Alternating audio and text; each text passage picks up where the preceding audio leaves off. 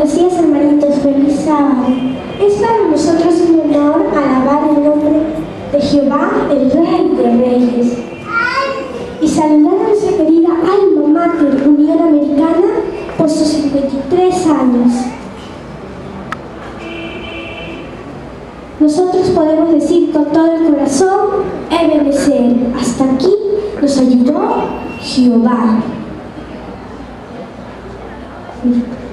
Meditemos en estos salmos de acción de gracias, el Salmo 90 y el Salmo 118.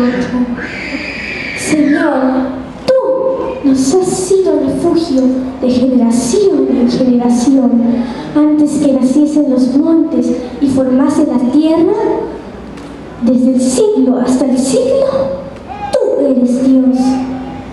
Vuelves al hombre hasta ser quebrantado y dices, convertíos hijos de los hombres, alabad a Jehová porque Él es bueno, porque para siempre es su misericordia. Diga ahora pueblo de Israel, diga ahora colegio Unión Americana, porque para siempre es su misericordia.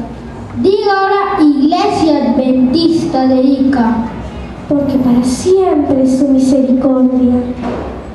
Jehová está conmigo y no temeré lo que me puede hacer el hombre.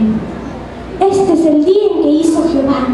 Nos gozaremos y alegraremos en él. Mi Dios eres tú y te alabaré con todo mi corazón. Alabad a Jehová porque Él es bueno, porque para siempre es su misericordia. Amén.